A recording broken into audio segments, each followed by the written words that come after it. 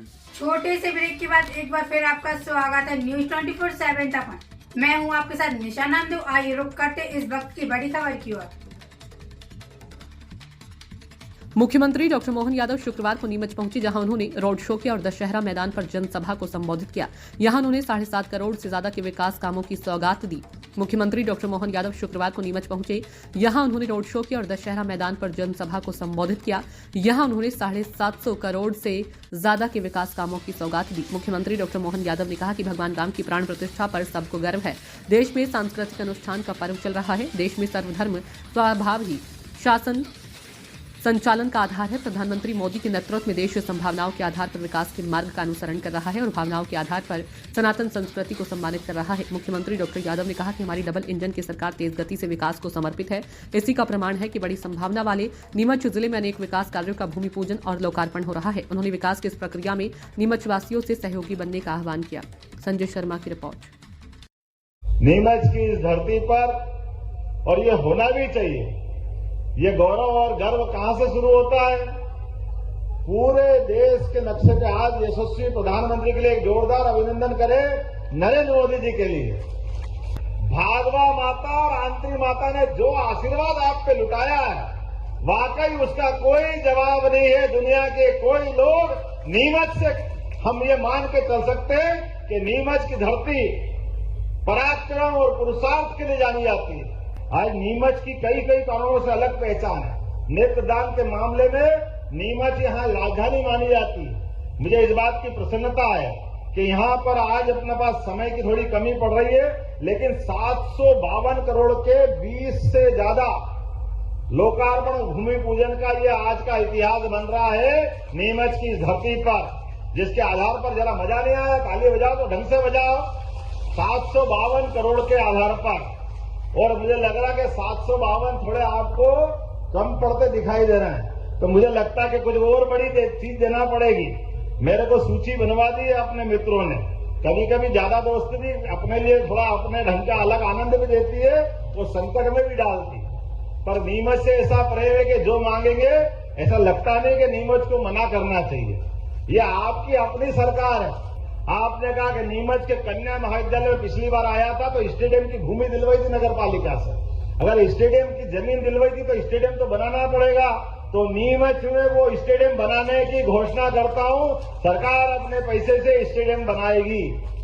आपने कहा भादवा माता में देश भर से लोग आते हैं और वहां हॉस्पिटल नहीं है, तो हॉस्पिटल की जरूरत भी है, और खास करके पैरालिसिस के लोग ज्यादा आते हैं, तो वहां फिजियोथेरेपिस्ट भी चाहिए।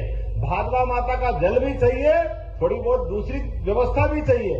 तो मैं यहीं से देने की घोषणा करता हूं। 20 बेड का एक हॉस्पिटल भादवा माता पे देने की घोषणा करता हूं, और फिजियोथेरेपिस्ट भी दूंगा, ताकि वो एक सामान्य प्रक्रिया है जिसके माध्यम से व्यक्ति अच्छा हो सकता है।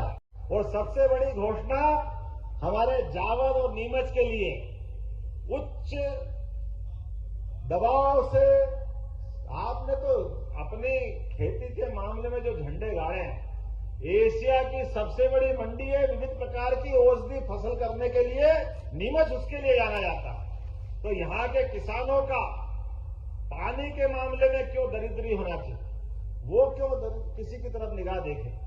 तो 3200 करोड़ की लागत से वो नई चंबल परियोजना भी देने की घोषणा करता हूं, जिसके माध्यम से पूरा क्षेत्र पंजाब और हरियाणा से अच्छा बन जाए। आपने एक बड़ी मांग कही है कि हमारी हवाई पट्टी का उन्नयन करना है। अब आपकी ये बात तो करनी ही पड़ेगी, क्योंकि हवाई पट्टी के माध्यम से एक बड़ी घोषणा हमने की है। आपके यहाँ बीमार आप उदयपुर पहुंचाते हो, दूर दूर ले जाते हो।